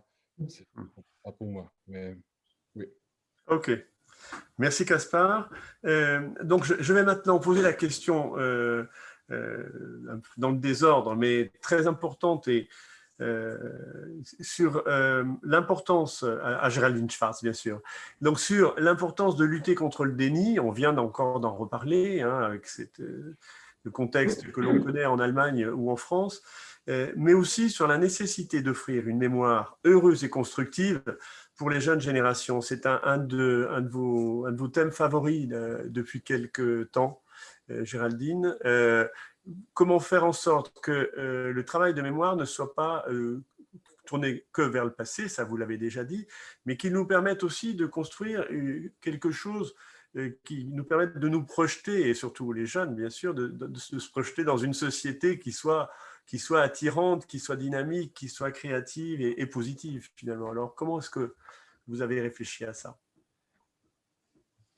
Oui, alors Dominique, vous avez vraiment raison, et vous n'êtes pas le seul à l'avoir fait d'ailleurs, à souligner le lien entre mémoire et démocratie, parce que ce n'est pas quelque chose qui est toujours évident. Et je pense qu'en soulignant ce lien entre mémoire et démocratie, on souligne le lien, évidemment, entre passé et présent. Mais alors, comment faire pour utiliser la mémoire afin de consolider la démocratie ? Bon, là, je m'inspire un peu du modèle allemand, comme dans mon livre. Ce qui est important dans la mémoire, outre de nous armer de discernement face aux manipulateurs, ça j'en ai parlé dans ma première intervention, c'est que la mémoire nous apprend à nous connaître mieux nous-mêmes, y compris notre faillibilité, nos faiblesses. Alors, en Allemagne, c'est quelque chose qui est peut-être plus conscient parce que c'est une société qui, dès les années 60, mon père faisait partie de cette génération d'après-guerre et fait partie de cette génération qui a eu un sentiment de culpabilité très fort et qui a confronté ses propres parents et leur a demandé quel avait été leur rôle sous le Troisième Reich. Donc, le travail de mémoire en Allemagne, qui commence timidement dans les années 60, il naît vraiment d'un sentiment de culpabilité très forte. Mais ce sentiment de culpabilité a eu un effet très positif, puisqu'il a permis de placer au cœur du devoir de mémoire une réflexion sur la responsabilité individuelle et collective dans la consolidation d'un régime criminel. C'est ce que j'appelle dans mon livre les Mitläufer, c'est un terme très répandu en Allemagne. Le Mitläufer, c'est celui qui va marcher avec le courant. Donc, ce n'est pas un bourreau, c'est quelqu'un qui, par opportunisme, par peur, par conformisme très souvent, marche avec le courant et ne se rend pas forcément compte de sa responsabilité et de son influence à l'échelle individuelle. Alors qu'en fait, l'influence du Mitläufer, il est énorme, il a permis de consolider le Troisième Reich. Donc, ce qui est important dans le travail de mémoire, afin de faire un lien avec les démocraties, pour moi, c'est d'aiguiser cette conscience de nos propres responsabilités. Ça manque, malheureusement, souvent dans le travail de mémoire, parce que, notamment la fiction écrite ou cinématographique, oublie la figure du Mitläufer. Donc, on a souvent le héros, le bourreau et la victime. Et si on se pose la question, et moi, qu'est-ce que j'aurais fait? Eh bien, on ne va pas s'identifier avec un bourreau, on ne s'imagine pas bourreau, on s'imagine aussi rarement héros. Donc, on s'identifie souvent avec la victime.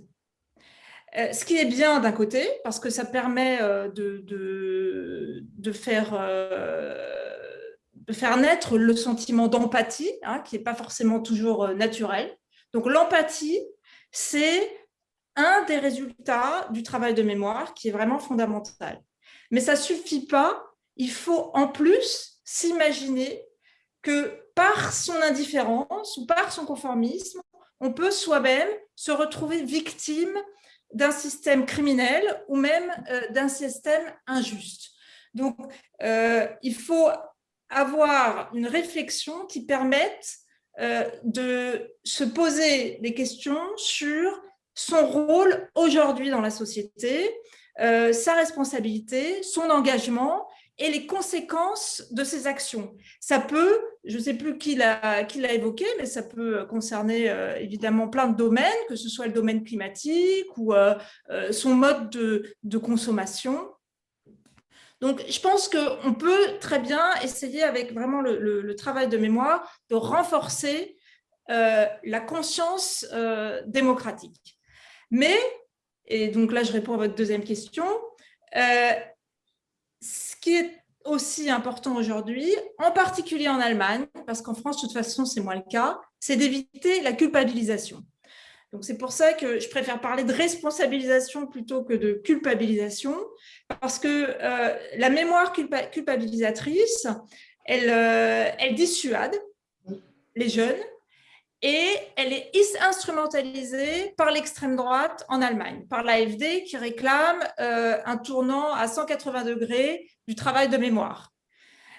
Donc, l'extrême droite utilise cette lassitude de la culpabilité allemande pour essayer de mettre fin au travail de mémoire. Et mettre fin au travail de mémoire en Allemagne, cela veut dire attaquer la démocratie, parce que la démocratie allemande s'est construite sur le travail de mémoire, c'est totalement indissociable. Et donc, il faut insister aussi sur une mémoire plus positive, une mémoire qui libère. Donc, ça peut être la même mémoire, mais il faut que cette mémoire du crime, d'un passé criminel, soit associée à ce qui est venu après. Donc, en l'occurrence, en Allemagne, c'est l'histoire de la transformation d'une société qui s'est remise en question pour créer un état de paix et de liberté. On peut puiser dans le passé de l'Allemagne, on peut puiser une source d'inspiration qui puisse motiver les jeunes générations à se mobiliser pour non seulement protéger ces acquis pour lesquels beaucoup ont combattu en Allemagne dans les années 60 et 70, et pour poursuivre ce travail et cet engagement. Est-ce que Yann, merci Géraldine, Yann voulait réagir à chaud. Je te laisse la parole, Yann, avec ton micro. Non, je suis entièrement d'accord, mais j'aimerais bien de préciser qu'on parle ici sur un volontariat du côté d'Allemagne dans des mémoriaux. Et c'est beaucoup plus une expression de responsabilité, une responsabilité que les institutions étatiques n'ont pas du tout accepté de entamer. Et c'est juste dans des années 80, beaucoup plus 90 et 2000 que ça basculait que les institutions étatiques en Allemagne ont pris bien la responsabilité vis-à-vis de la mémoire des crimes fascistes, national-socialistes. Mais avant, il y avait beaucoup plus les dénis et la négociation avec celui qui ont commis ces crimes. Il y avait beaucoup plus l'hésitation de prendre la responsabilité. Et ce sort de volontarisme a aidé et a joué un rôle clé dans la société en Allemagne de changer le rapport avec le passé et de pousser les institutions étatiques vers une responsabilité. Aujourd'hui, voilà, on voit bien une institutionnalisation de la mémoire. On a un regard bien critique sur le passé. Mais ce n'était pas du tout le cas voilà, pour les premiers 30 ou 40 ans de la République fédérale. Évidemment, dans certaines familles, ça commençait plus tôt, mais c'était bien loin d'une responsabilité des institutions étatiques. Merci. Alors, on a donc terminé la seconde partie. Ce qu'il y a, c'est qu'on l'a terminé pratiquement quand on devait terminer la table ronde. Donc, je suis un peu ennuyé. En même temps, ça a été passionnant. On ne va pas du tout revenir là-dessus. Simplement, il reste, si je ne me trompe pas, il reste très peu de temps puisqu'on avait prévu plutôt quelque chose de l'ordre d'1h30. C'est bien ça, Anna ? C'est bien ça. Après, ce que je propose éventuellement maintenant, parce que la troisième partie a été déjà en grande partie abordée au cours de la première ou de la deuxième, mais la troisième partie était censée porter sur les différences fondamentales qu'on pouvait observer entre la société allemande et la société française par rapport au travail de mémoire. Donc, on vient déjà d'en parler. Simplement, peut-être demander à Caspar et Constance de nouveau, et puis après on pourra prendre des questions du public sur la façon dont ils ressentent, eux, ils perçoivent tous les deux la conscience pour le travail de mémoire dans leur génération. Du coup, cette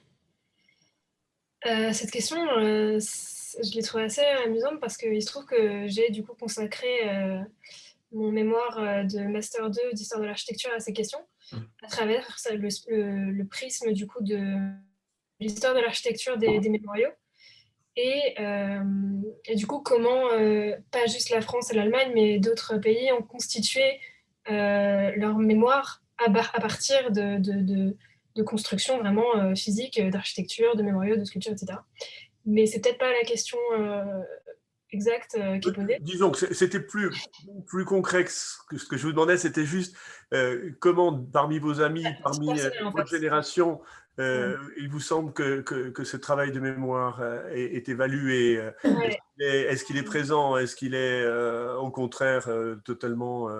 En fait, je pense qu'avant du coup, de mon année de service civique, j'avais eu cette expérience avec le voyage d'études organisé par le Mémorial de la Shoah, mais en dehors de ça, il y a un chapitre qui est dédié à la mémoire dans les programmes de lycée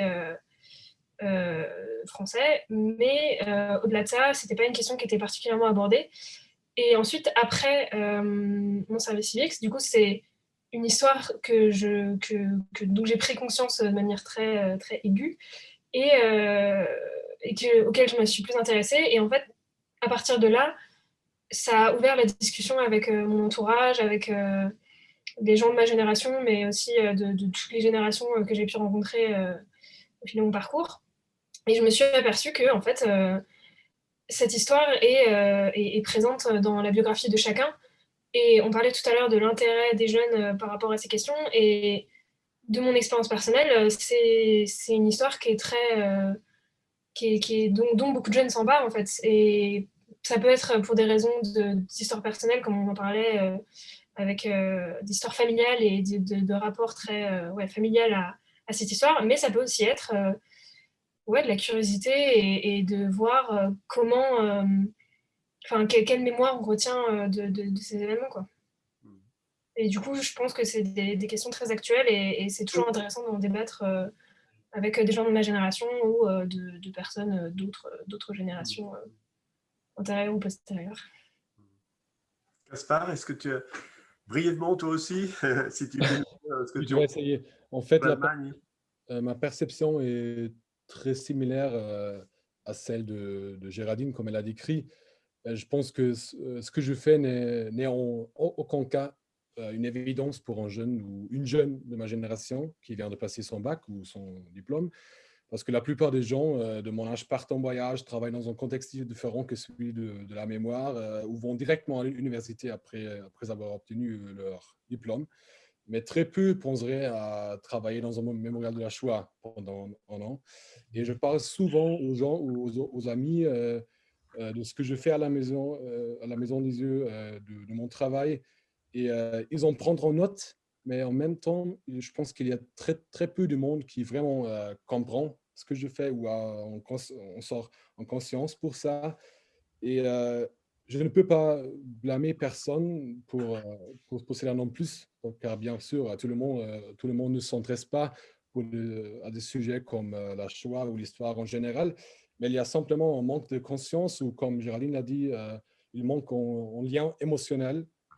Et c'est plutôt ça, mais Géraldine a également parlé de l'histoire familiale et je pense là, il y a également un manque parce que la plupart des gens dans ma génération, c'est ma perception, n'a pas vraiment envie de s'aborder avec l'histoire familiale ou généralement avec la Shoah. Mais je pense en même temps, la première étape pour, une vraie conscience de la Shoah et de rechercher sa propre histoire familiale pendant cette période. Et moi aussi, j'ai une histoire familiale qui est également une histoire familiale ou une famille qui a toléré, mais peut-être également soutenu de ce qui s'est passé, qui a soutenu le national-socialisme et ainsi, voilà, l'extermination de Juifs et d'autres groupes qui étaient exterminés. Et cela nous amène aussi à l'éducation, parce que bien sûr, on parle de la Shoah et du national-socialisme à l'école, mais la plupart du temps, mais je crois que cela ne va pas au-delà de la transmission des connaissances. Et je me suis dit, pourquoi ne demander pas à ces élèves s'ils connaissent l'histoire de leur famille à l'époque nazie? Ce serait un premier pas vers une prise de conscience historique de la Shoah, mais véritablement. Et donc, c'est plutôt ça. Je ne crois pas que la conscience pour la Shoah dans ma génération est trop grande, parce qu'il y a plusieurs choses qui manquent. Et ce qui est très important, et ces liens émotionnels, mais aussi parce que, voilà, il y a plus que 70 ans. Et je pense qu'il y a beaucoup de jeunes qui se disent, voilà, pourquoi est-ce qu'il faut s'aborder avec ça? C'est pas mon truc. Je ne suis pas impliqué, hein, mais en même temps, ça continue, comme j'ai dit. Cette idéologie existe encore. Il y a en Allemagne, il y a un antisémitisme qui augmente, mais également en France, il y a le mouvement de Querdenken, comment traduire pensée latérale. Il y a enfin qui est entièrement antisémite. Donc, c'est pas parti. Voilà. Mais il faut reconnaître ça. Ça serait mon point. Ouais. Merci, Gaspard. On parlait au début des débouchés de stage, mais aussi, je me disais, il faudrait voir aussi plus loin quels sont les débouchés professionnels, que c'est un champ qui est riche et passionnant, mais qui est aussi relativement précaire. Je pensais qu'éventuellement les intervenants pouvaient rebondir là-dessus pour donner leurs impressions aux jeunes qui voudraient s'engager professionnellement dans ce sens-là. Précaire, j'espère que non. Parce que ça voudrait dire, comme le craignait Géraldine et d'autres, que le lien entre le travail de mémoire et la démocratie est tellement fort, effectivement, que si nous sommes précaires, c'est qu'il y aura eu un tremblement de terre politique. Donc non, je ne pense pas. Le nombre de mémoriaux qui existent en Allemagne, qui existent maintenant aussi en France,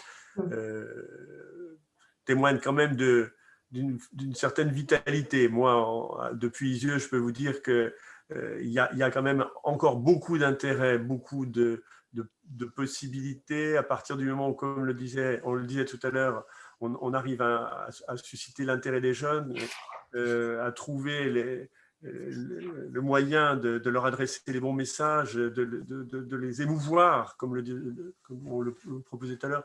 Il y a encore beaucoup à faire et on a un rôle, évidemment, je pense que Christelle ne me contredira pas pour l'Allemagne, on a un rôle important à jouer, très important. Et j'avais justement une question à vous poser, Dominique, parce qu'on pense tout de suite forcément à Yad Vashem, qui est quand même le mémorial de référence en la matière. Quels sont les liens justement des mémoriaux français, allemands avec Yad Vashem, le travail qui est fait? De quelle manière vous avez des conférences qui vous permettent d'expliquer comment vous abordez les choses? Alors plus que ça même, alors, je trouve qu'Isieux, ce n'est pas le cas de tous les mémoriaux en France, mais Isieux a des liens très très resserrés avec l'école internationale de Yad Vashem. Depuis maintenant 6 ans, on organise des séminaires tous les ans pour une trentaine d'enseignants, pas que des enseignants d'ailleurs, mais surtout des enseignants. Et donc, c'est des stages, des séminaires qui sont longs, ils durent 10 jours. Donc, on découvre à la fois la société israélienne, mais on découvre aussi bien sûr, le grand mémorial de Yad Vashem, on découvre la façon dont est enseignée l'histoire de la Shoah en Israël, on découvre plein de choses passionnantes. Et c'est un séminaire qui fait le plein très très vite chaque année. Voilà. Et puis Yad Vashem nous amène de temps en temps aussi des gens de toute l'Europe, parce qu'on a un vrai partenariat avec eux. Donc, ce qui est vraiment très intéressant justement dans l'approche de Yad Vashem, qui est vraiment, c'est un moment justement d'émotion dont parlait Géraldine, on ne peut pas ressortir indemne de Yad Vashem, c'est cette approche justement de toute l'Europe. Et on voit justement, et c'est ça sur lequel je voulais insister, c'est pas une histoire uniquement allemande, c'est pas une histoire franco-allemande, c'est une histoire européenne. Et donc du coup, cette approche de Yad Vashem où on voit justement les cartes avec toutes les responsabilités de tous les pays européens et de toutes les sociétés européennes de l'époque, je trouve que c'est vraiment la meilleure approche finalement, plutôt que de dire que c'est certains pays peut-être qui ont plus de responsabilités, mais on était tous responsables. Et beaucoup d'institutions allemandes ont ce lien aussi avec Yad Vashem. D'ailleurs, il y a du personnel qui passe d'un mémorial à l'autre. Anna Stocker, qui a longtemps travaillé dans un mémorial allemand, a travaillé longtemps aussi à Yad Vashem. Je crois qu'elle a été impliquée aussi avec ASF. Enfin, oui, il y a toute une économie de moyens aussi. Et puis, voilà, on est en lien les uns les autres, évidemment, de façon très, très étroite. Donc moi, si j'ai qu'une chose à dire, c'est celle-là, c'est que, voilà, Christelle, vas-y, c'est que les mémoriaux sont bien vivants actuellement. On dit toujours qu'on n'a pas tout à fait la bonne approche, parce que justement, nous, on a affaire qu'à des enseignants hyper motivés, des familles très motivées qui viennent nous rendre visite. Donc, on est un petit peu déformé, parce que c'est vrai que ce n'est pas toute la société qui s'intéresse à des mémoriaux. Mais enfin, il y a quand même, ça représente beaucoup de monde. Christelle? Il y a 2-3 petites choses sur lesquelles je voudrais rebondir. La première chose, c'est qu'effectivement, je pense que oui, c'est ça. Je pense que c'est extrêmement important qu'il y ait ces contacts, effectivement, par-delà les frontières, parce que c'est un enrichissement énorme. Et là aussi, à l'adresse des jeunes, c'est un enrichissement énorme pour les mémoriaux d'avoir votre perspective, votre questionnement. Là, c'est l'expérience qu'on fait constamment avec nos étudiants. À chaque fois, on débouche sur des nouvelles méthodes, sur des nouvelles questions qui nous font avancer. Donc, je veux dire, c'est aussi un appel aux jeunes à venir dans les mémoriaux et au-delà des frontières, parce que ça nous fait aussi énormément avancer dans nos propres démarches. Par contre, si précarité, je vais être obligée un tout petit peu de te décevoir. Tout dépend des mémoriaux. Les grands mémoriaux ont énormément de moyens, ont du personnel. Mais des mémoriaux de taille moyenne ou plus petite, il y a une disparité énorme entre ce que disent les politiques d'un côté, et c'est très juste ce que disait Yann tout à l'heure, c'est que ça a mis du temps, mais depuis quelques années, on a un soutien politique, en tout cas au niveau théorique, qui est énorme. Mais les politiques ne se rendent pas compte de ce que ça veut dire qu'est le travail au quotidien dans les mémoriaux. Et très, très souvent, on est réduit un peu au rôle de machine à laver. C'est-à-dire qu'on vous envoie les jeunes et après, il n'y aura plus de problème avec l'extrémisme de droite ou avec l'antisémitisme, enfin bon, etc. Ce n'est pas comme ça que ça fonctionne. On a énormément de personnes super bien formées, on aurait besoin de beaucoup plus de personnel pour les encadrer. Et en fait, c'est toujours un stop and go, c'est-à-dire qu'il y a une remontée de l'AFD, alors hop, subitement, il y a des projets, il y a des fonds qui coulent. Mais dès que ça fonctionne plus ou moins, et ben, donc on referme les manettes. Et ça, c'est un petit peu compliqué. Mais du coup, effectivement, ça nous engage à continuer à se battre. Et la lutte n'est pas finie, ça c'est évident. Et comme disait comme disait quelqu'un tout à l'heure, je ne sais plus qui, Géraldine Schwartz, je crois, cette éducation historico-politique est fondamentale. Tout à fait, c'est le rôle, les mémoriaux. Et là, on sent en Allemagne que c'est une portée de plus en plus importante, l'engagement politique par rapport au débat actuel. Géraldine, d'ailleurs, qui voulait intervenir. Oui, juste brièvement. Alors, je voulais remercier Bénédicte pour avoir vraiment introduit cette histoire, cette idée de mémoire européenne. Je pense qu'effectivement, c'est un peu l'avenir, la mémoire transnationale, même si ça ne va pas être évident. Mais je pense que c'est non seulement important parce qu'il y a cette mémoire partagée dans les faits, mais ce qui est important aussi, c'est de savoir comment l'autre pays traite sa propre mémoire. Je pense que ça permettrait de nous connaître beaucoup mieux, de savoir comment l'autre pays aborde cette mémoire, tout simplement parce qu'on a beaucoup de choses à apprendre les uns des autres. J'ai beaucoup circulé en Europe à cause du livre qui a été traduit dans pas mal de langues. Et donc, j'ai été étonnée de voir que les approches différaient beaucoup d'un pays à l'autre. Et chaque pays a quelque chose à apporter. Et j'ai l'impression que sur ces méthodes, les pays européens communiquent assez peu. Et c'est d'autant plus important que si on veut se servir de la mémoire pour renforcer la démocratie, ce qui semble quand même important aujourd'hui en Europe, ben c'est le moment de communiquer. Alors, cela dit, il y a encore un autre élément que je voulais ajouter, c'est que l'Europe aujourd'hui est plurielle. Pas seulement dans le sens où elle est constituée de beaucoup de cultures, de pays différents, mais elle est constituée aussi de beaucoup de communautés qui ne sont pas nées en Europe et qui ne partagent pas cette histoire. Donc, comment on fait pour inclure des communautés qui, en fait, ne partagent pas ce passé, cette histoire. Et donc, il faut peut-être aborder la mémoire de manière un peu plus générale pour la rendre inclusive. Bien sûr. Alors, il y a eu un message de Camilla Brockmeyer, qui était responsable de ASF à Paris jusqu'à l'année dernière, qui vient de nous dire qu'un ASF en Allemagne accueillait un groupe de volontaires internationaux, justement, pour répondre à cette idée d'internationaliser effectivement le travail de mémoire. Une question qui permettra effectivement de faire une conclusion. J'ai laissé un certain nombre de commentaires qui sont ceux d'un ancêtre, puisque j'ai travaillé dans ce domaine dès les années 90 aussi avec Isieux et voilà, depuis l'OFAGE. Et c'est vrai que j'ai laissé un certain nombre de commentaires, en particulier sur les compétences interculturelles, en insistant sur le fait que pour moi, la compétence interculturelle essentielle, c'était de développer cette capacité de regarder l'autre et de regarder le monde avec les yeux de l'autre, ce qui n'est pas du relativisme. Et sur un plan plus pratique, à la fin, j'assistais sur l'utilité de rencontres et de séminaires entre responsables du lieu de mémoire. Quand je dis responsable, c'est à tous les niveaux. C'est aussi entre les volontaires, c'est aussi entre les bénévoles. Et enfin, peut-être aussi un aspect qui concerne plus directement les responsables de lieux de mémoire, mais je sais que beaucoup l'ont fait et le font, c'est de réfléchir à l'accueil de groupes binationaux, trinationaux, multiculturels, pluriculturels, parce que ce n'est pas la même chose de faire visiter un lieu de mémoire à un groupe français ou à un groupe allemand qu'à un groupe franco-allemand, qu'à un groupe avec des élèves d'origine multiple et diverses. Bon, je sais que vis-à-vis de vous, je prêche à des convaincus, mais il me semble que ça fait partie des multiples questions. Alors, si je peux me permettre une dernière question, qui peut-être pourra surprendre, mais qui revient sur un point qui a été abordé là, par Yann. Pensez-vous, Et j'ai entendu cette hypothèse dans la bouche du directeur de Sachsenhausen.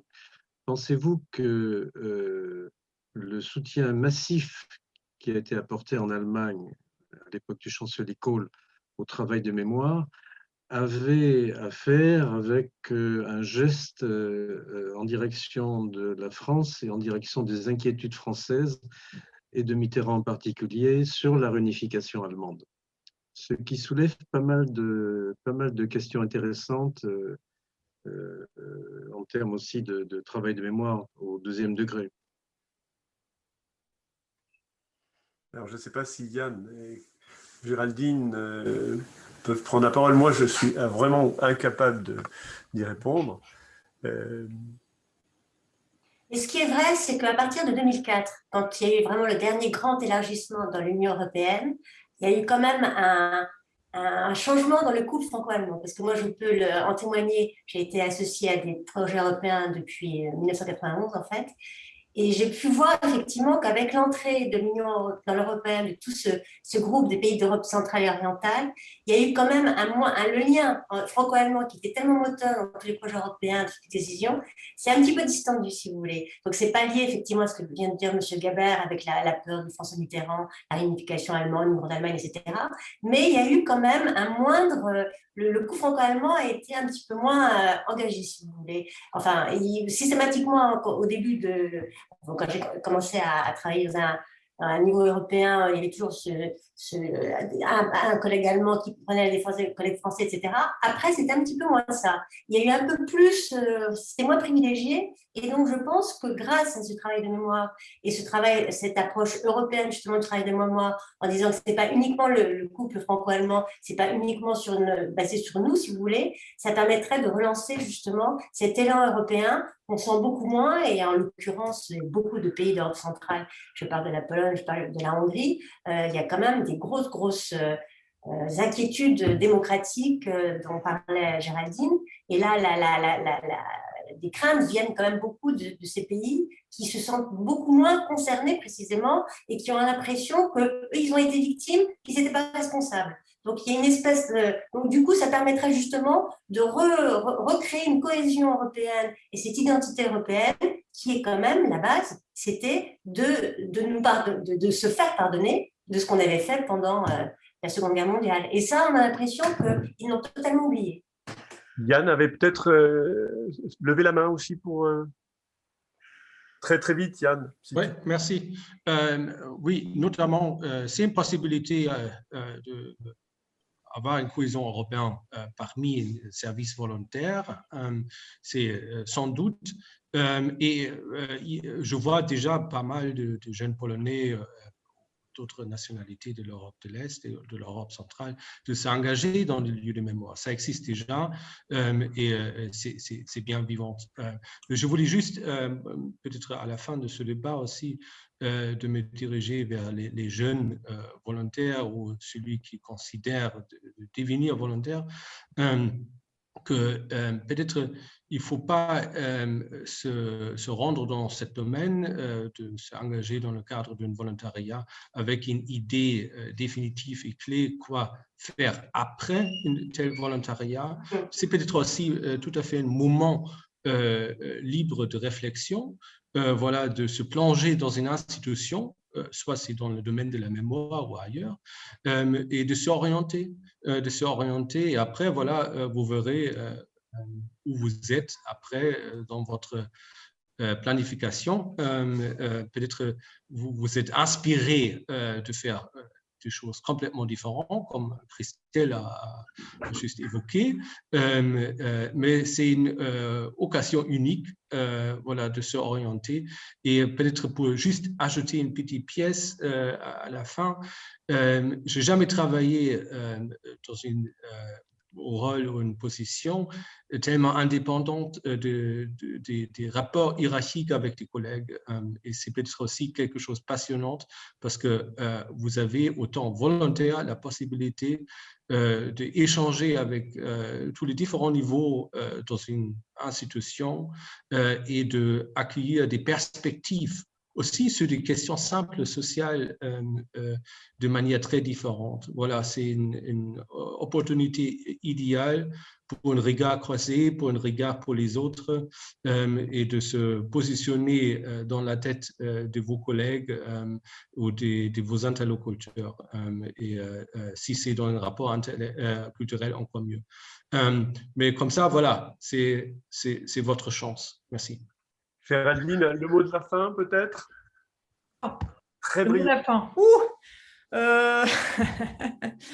Non, bah alors, je vais choisir entre tous les sujets. Je vais défendre l'Europe de l'Est, juste rapidement, pour dire que il ne faut pas oublier que les pays de l'Est ont subi le diktat mémorial de l'Union soviétique pendant plus de 40 ans et qu'il faut faire attention dans ces pays de ne pas essayer d'imposer une mémoire comme l'Union européenne l'a un peu fait avec sa résolution de 2005, d'exiger des pays voulant être membres qu'ils commémorent la Shoah.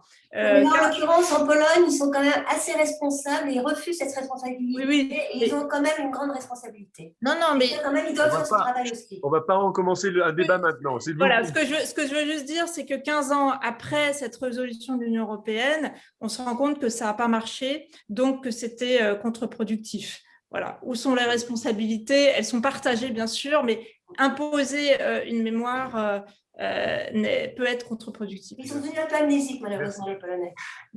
On va donc en rester là. Merci à Anna de nous avoir autorisé à faire cette prolongation.